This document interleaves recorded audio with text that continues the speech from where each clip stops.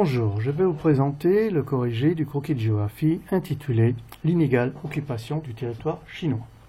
Normalement, ce croquis est proposé pour des classes de 6e dans le cadre du thème 4, le monde habité. Ceci étant, il peut très bien être réutilisé tout au long de la scolarité jusqu'au bac, voire après le bac.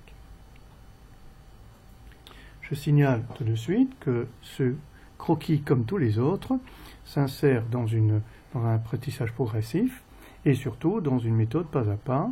Et je vous conseille donc, avant de voir le corrigé, donc la réponse, de faire l'exercice par vous-même. Et cet exercice, vous pouvez le faire en téléchargeant sur le même site où vous avez pris ce corrigé, le PDF. Le PDF, ce sont des questions. On vous demande des réponses graphiques et en suivant la progression, vous arriverez à la fin à produire un croquis. Et ce n'est qu'après avoir fait ce travail que vous pourrez le comparer avec ce corrigé. Voilà, donc on commence. Premier écran, la question. On vous invite à aller plus loin. Deuxième écran, très traditionnel sur tous mes croquis, c'est une espèce de publicité, si vous voulez, pourquoi pas, mais surtout un très très bon conseil pour un normographe. Ici, je vous présente le Munigraph. C'est un normographe que vous pouvez recevoir en cadeau sur le site, en donnant un petit don à l'association propriétaire du site. Mais vous pouvez très bien aussi acheter un normographe dans le commerce. Ce n'est pas gênant. L'essentiel, c'est d'avoir un outil, Munigraph ou normographe, qui vous permettra assurément de dessiner, par exemple, des cercles proportionnels pour les villes, plutôt que des œufs de Pâques qui se promèneraient un petit peu partout sur votre schéma ou sur votre croquis. C'est toujours très fâcheux. Bien, nous poursuivons. Autre écran qui vous explique exactement comment faire, mais je vous l'ai déjà dit. Vous pourrez quand même le lire à tête reposée. Écran suivant, vous avez la problématique. Oui, ici, problématique détaillée, donc de l'inégale occupation du territoire chinois. Cette problématique change par rapport aux différents exercices que vous aurez. Vous avez aussi à la fin de cette problématique le plan qui est annoncé. Donc, l'inégale occupation du territoire chinois, plan, nombreuses contraintes liées au milieu, qui conduisent au regroupement des activités autour du littoral à l'est et à une inégale répartition des hommes. Voilà le plan, tout est décrit ici, vous le lirez à tête reposée. Arrivons donc ici sur l'écran de travail. Cet écran, c'est toujours le même aussi, le principe est le même. Vous avez sur votre gauche en haut une question dans un rectangle jaune. Cette question est identique à la question du PDF, ce qui vous permet effectivement d'avoir un corrigé. Ici, vous avez un rectangle blanc qui n'existe pas sur le PDF, où se trouvent tous les figurés que vous allez utiliser pour ce croquis, et uniquement pour ce croquis. Inutile de cliquer dessus, rien ne se passera. L'idée, ce n'est pas de cliquer au hasard sur des figurés qui seraient ici, mais c'est de vous faire répondre à cette question par 4 possibilités. Prenons la question d'abord. On a vu qu'il y avait des contraintes dans le plan, donc premier point, ce sont les contraintes. On sait qu'en Chine, il y a de très hautes montagnes, la chaîne de l'Himalaya notamment. Eh bien, comment allez-vous représenter ces très hautes montagnes? 4 possibilités s'offrent à vous, pas 5 ni 3. Soit un figuré ponctuel, soit un figuré linéaire, soit un figuré de surface, ou un figuré de flèche. Alors pour les flèches, c'est déjà fini, puisque, vous voyez très bien, il n'y en a pas. Alors qu'est-ce qu'un figuré ponctuel? Bon, vous l'avez là, des cercles par exemple. Qu'est-ce qu'un figuré linéaire? Voilà, des lignes. Qu'est-ce qu'un figuré de surface? Alors, ce ne sont pas des petits carrés, ce sont simplement des surfaces entières que vous mettez en couleur. Les couleurs sont toutes ici. Donc pour ce croquis, vous aurez beaucoup de figurés de surface, 2 figurés linéaires et des figurés ponctuels, 2 aussi. Bien, avec tout ça, on peut commencer à travailler. Donc les montagnes, comment faire? Ponctuel, comme ça, linéaire comme ça, ou surface comme ça. Bon, on pourrait les prendre en linéaire, c'est-à-dire faire le tour des montagnes. Essayons linéaire. Pardon, c'est ponctuel, linéaire, voilà. Figure linéaire, ce n'est pas le bon choix. Alors, ce qui est très important ici pour se corriger, c'est que quand vous appuyez sur un bouton qui n'est pas le bon, sur un figuré que vous proposez qui n'est pas le bon, il est inscrit que ce n'est pas le bon choix, mais vous avez toute une explication qui vous dit pourquoi ce n'est pas un bon choix. Et ça, je vous invite absolument à le lire, parce que parfois on aurait pu hésiter, comme ici, linéaire, on aurait pu hésiter, donc l'explication est très longue. Regardez, si vous prenez flèche, vous savez très bien qu'il n'y en a pas. Flèche, c'est très court, parce que de toute façon, il n'y a pas de flèche, c'est pas possible. Donc, il y a une explication très très courte. Pareil pour ponctuel, c'est pas très imposant, puisque bon, on ne peut pas mettre des petits points pour les montagnes. Par contre, donc linéaire, on aurait pu penser, mais prendre un figuré linéaire. Et donc, l'explication ici est donnée. Pourquoi ne pas le prendre? Alors, en les lisant systématiquement, sur tous les corrigés, vous allez vous-même apprendre à faire un très bon croquis, même le jour de l'examen où vous n'aurez pas le corrigé sous les yeux. Donc, puisque ce n'est pas ponctuel, ni linéaire, ni flèche, ce sera forcément surface. Là, trois choses. L'explication, pourquoi c'est le bon choix, parce qu'il ne suffit pas de dire « oh, j'ai gagné », c'est bien, rentre à la maison. Non, non, non. Le bon choix, pourquoi, et surtout, la couleur, ici. Parfois aussi, la proportionnalité, ici, c'est la couleur. Pourquoi le marron, ou le brun, si vous préférez, pour les montagnes? C'est relativement simple, et c'est expliqué, ici. Parce que quand vous levez vos yeux dans vos salles de classe, si vos professeurs ont décoré les murs avec des cartes physiques en géographie, vous verrez que les montagnes sont toujours marron. Évidemment, parfois, quand c'est très élevé, c'est blanc. C'est une autre histoire. Bon, globalement, c'est autour du marron, du brun, que les montagnes sont dessinées, représentées. Eh bien, on essaye, dans un croquis, dans un schéma, de conserver les couleurs dites conventionnelles. Conventionnelles, c'est-à-dire que tout le monde le sait, que quand on a un croquis, c'est du marron. À 99% de chances, ce sont des montagnes. Il n'y a qu'un farfelu qui va utiliser le marron en tant que surface pour faire autre chose. Bon, donc, c'est une très bonne pratique aussi pour ne pas toujours avoir le nez sur la légende. Alors, on sait qu'il y a des contraintes, on sait que c'est marron, ce sont forcément des montagnes. Bien sûr, il faut l'écrire dans la légende, sinon votre croquis n'est pas scientifiquement juste. Mais un bon élève verra, inégale occupation de territoire, il y a des contraintes de milieu, eh bien, c'est du marron, ce sont des montagnes, c'est logique, ça saute aux yeux. Et surtout, les croquis pareils, eh bien, vous verrez que tout cela ira beaucoup plus vite. Alors, je répète, ici, une explication à lire absolument. Le figuré est en bonne place, et vous avez la légende qui se construit, avec ici un bouton qui s'agite. Ce bouton vous invite à continuer. Mais avant de continuer, deux boutons desquels je n'ai pas encore parlé, qui est pour les sixièmes, mais aussi pour les autres, poste bas, tout ce que vous voulez. C'est-à-dire qu'on peut se repérer sur cette carte, quand il faut la reproduire, sur une feuille de papier. Deux choses. Premièrement, vous avez les fameux carreaux de cahier dont j'ai toujours parlé dans toutes mes productions. Avec ce quadrillage, vous pouvez tout simplement vous repérer correctement où commence ce massif montagneux et où il finit. Mais vous avez aussi un deuxième bouton qui s'appelle contour schématique. Ce contour schématique, je vous apprends avec un autre logiciel toujours gratuit à le faire vous-même. C'est très facile à reproduire, vous le voyez. Et donc, à partir de ce moment-là, vous avez un contour schématique, vous avez les carreaux, vous pouvez très bien apprendre pour ceux qui sont après le bac, au lycée, au collège aussi, pourquoi pas, eh bien, à faire des schémas. Vous les dessinez uniquement où sont les montagnes, dans un devoir, vous avez précisé où sont situées les montagnes en Chine, vous reproduisez la Chine schématique, vous reproduisez ce figuré de surface, et vous mettez en légende auto-montagne en Chine. C'est tout. C'est aussi simple que ça. Alors, pour le moment, on n'en a pas besoin. Je décoche donc les deux boutons, et puisqu'on m'a dit à poursuivre, je poursuis. Deuxième question, la même toujours que sur le PDF. Alors, il y a aussi une zone désertique, mais plutôt froide. Chaude, froide en hiver, un peu chaude en été, etc. Mais ce n'est pas le chaud du Sahara. Donc, c'est chaud-froid. D'ailleurs, les chameaux ont des poils longs là-bas. Alors, comment reproduire cette zone désertique? Bon, ponctuelle, on a vu que ce n'est pas possible, binaire non plus. Forcément, ce sera surface. On clique sur surface. Oh, diable, c'est jaune. Alors que j'avais dit que c'est froid. Oui, mais parce qu'ici, on reste encore dans le conventionnel. Puisqu'il y a de nombreux milieux à dessiner. Si je l'avais mis en bleu, comme ça a été le cas sur un autre croquis précédemment de 6e, un bleu très très très léger j'avais mis. Eh bien ici on pourrait le confondre avec de l'eau. Il y a ici des milieux qui sont déclinés. Il n'y a pas dans ce croquis de désert chaud et de désert froid. Il n'y a qu'un seul désert.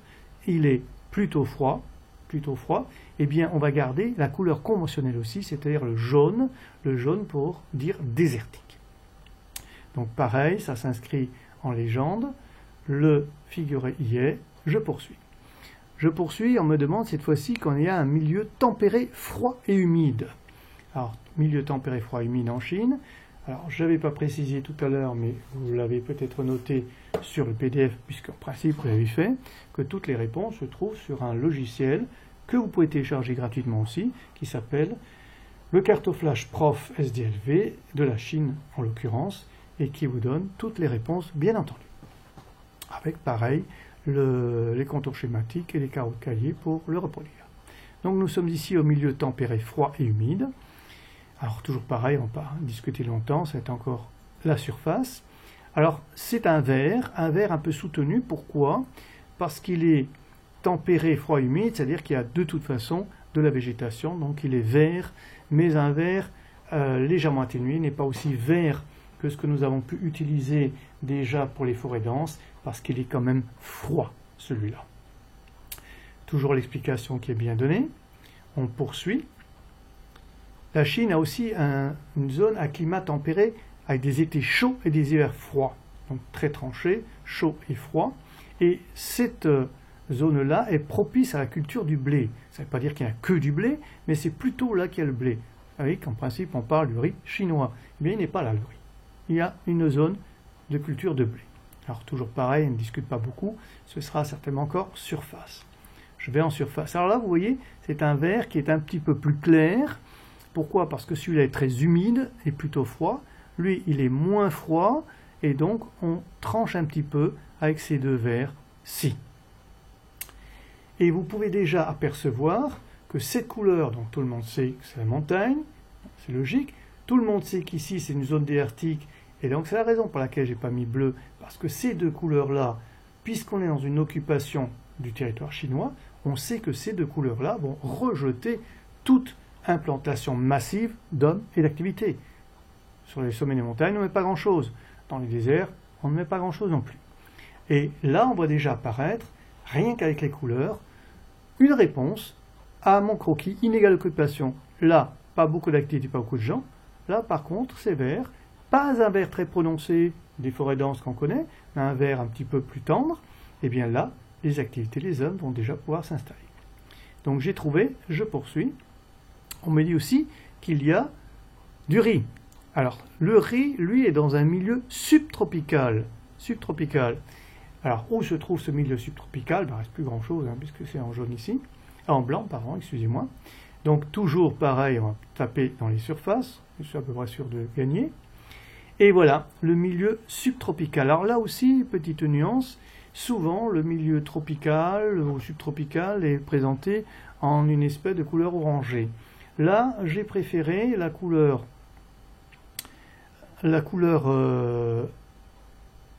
orange. Alors pourquoi cette couleur? Parce qu'elle se marie d'abord avec les autres, c'est une espèce de continuité, mais surtout aussi que le mauve, nous le préférons pour les villes, les métropoles, voire les mégalopoles. Donc on poursuit puisqu'on a trouvé, et on a plus au sud encore, donc là c'est très net, il n'y aura plus que ça, la Chine a un milieu tropical. Alors ce milieu tropical, on ne va pas beaucoup discuter puisqu'il ne sera certainement que de surface. Et voilà le milieu tropical qui là non plus n'est pas en mauve comme on peut le trouver, mauve-violet, comme on peut le trouver sur beaucoup de cas, qui se trouve en un orange beaucoup plus prononcé, et ce qui nous donne donc ici les couleurs très agréables, en contrepartie de celles-là qui sont agressives. Donc on pense, pour l'inégale occupation, que là il y aura plus d'occupation humaine que de ces couleurs qui sont agressives, qui rejettent un peu. On poursuit puisqu'on a trouvé.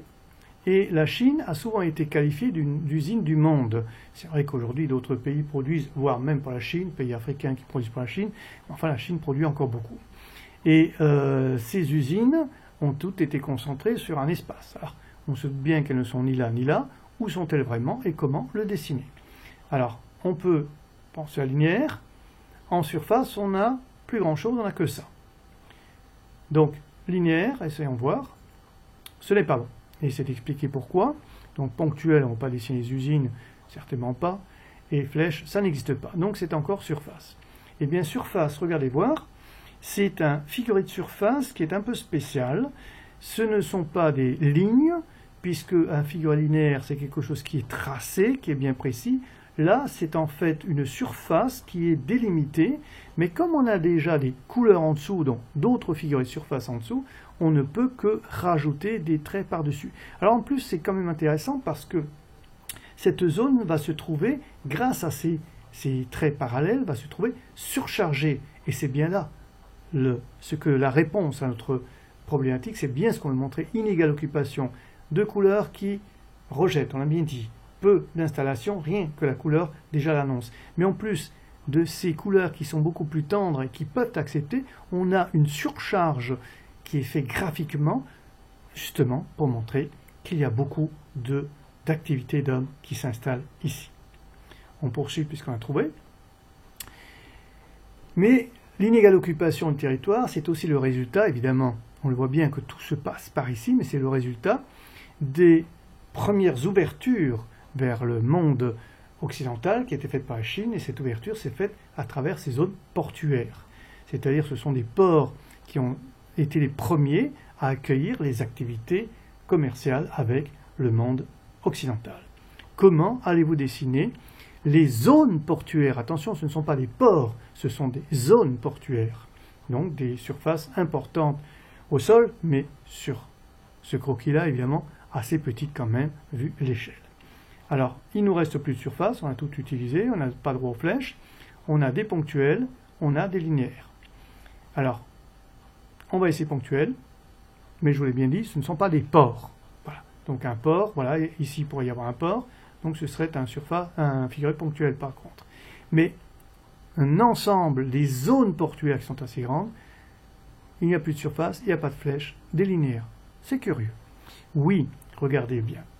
On ne peut pas, à cette échelle, dessiner toutes les zones portuaires. Elles se toucheraient pratiquement les unes aux autres. Ici, il y aura des petits pointiers. Alors, pour bien montrer que c'est la façade ici maritime sur laquelle se trouvent de très grandes zones portuaires, même si parfois c'est entrecoupé, il n'y a rien, eh bien, on retrace tout simplement les côtes avec un gros trait bleu. Bleu, pourquoi? C'est expliqué là aussi, parce que bleu égale maritime, ce sont des ports, donc c'est l'eau. L'eau est toujours dessinée en bleu, c'est comme ça sur toutes les cartes. Et on y met des petites flèches pour bien montrer qu'il y a ici exportation, importation, mais surtout exportation de leurs produits. Ce ne sont pas des flèches pour autant, puisque ces flèches-là font partie du figuré linéaire. C'est comme un hérisson, vous voyez, comme un hérisson, hop, ça se dresse. Donc, ces flèches-là faisant partie du figuré linéaire, je les appelle à dessein des figurés linéaires et non pas des figurés des flèches. Puis les flèches, ce sera une flèche toute seule. Voilà. Mais ici, c'est bien le figuré linéaire sur lequel on a mis des flèches pour montrer que c'est quelque chose qui part.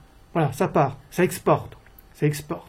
Et en ayant ici le figuré de surface, les traits parallèles, c'est cette côte qui a été également dessinée. On voit bien que la Chine, en quelque sorte, elle penche. Elle penche vers l'est, c'est là que c'est le plus lourd. Donc l'inégale occupation, là c'est très léger malgré les couleurs qui rejettent, ici c'est très lourd.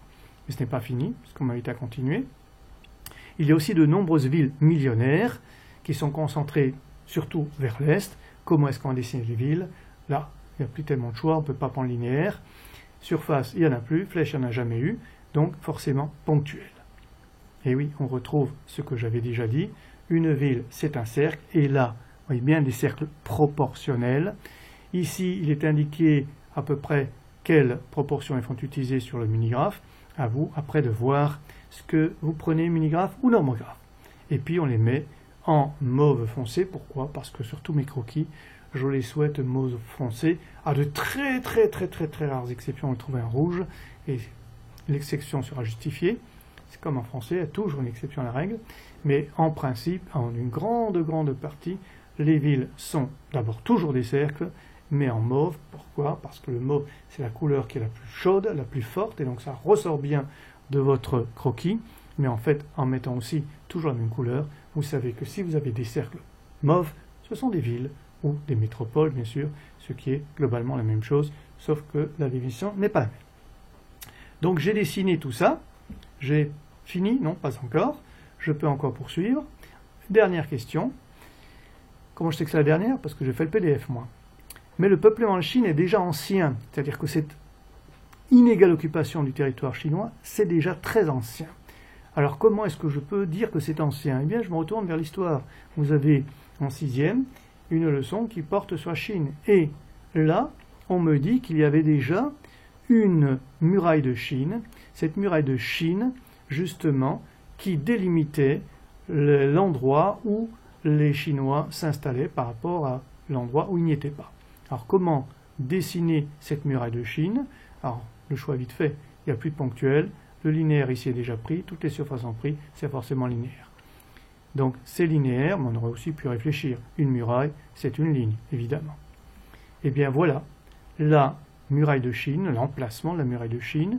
Alors un double trait en noir, pourquoi un double trait? Parce qu'un trait tout seul, ça n'indique pas forcément une muraille. Un double trait, oui, ça rappelle, puisque vous êtes en 6e, vous avez passé en 5e, les châteaux forts et tout ça, donc le mur et le fossé. En réalité, il n'y a pas de fossé, mais ça rappelle que ce n'est pas une ligne qui pourrait, si c'était une ligne simple, un seul trait, on pourrait penser à un chemin de fer. Ici, on voit très bien que c'est quelque chose qui ferme, et donc c'est cette muraille de Chine, et regardez, effectivement, la muraille de Chine enserre déjà l'endroit où habitaient les hommes à l'époque et aujourd'hui.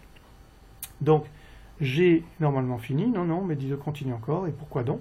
Je poursuis, tout simplement pour dire que le croquis, le voilà, parce qu'il ne faut jamais oublier de rajouter les noms. Voilà votre croquis, il est fait. Si vous avez le même, il est parfaitement juste. S'il est presque le même, il est toujours juste. Et si ce n'est pas ça, reprenez ce corrigé plusieurs fois jusqu'à ce que vous ayez très bien compris. Merci et jusqu'à la prochaine.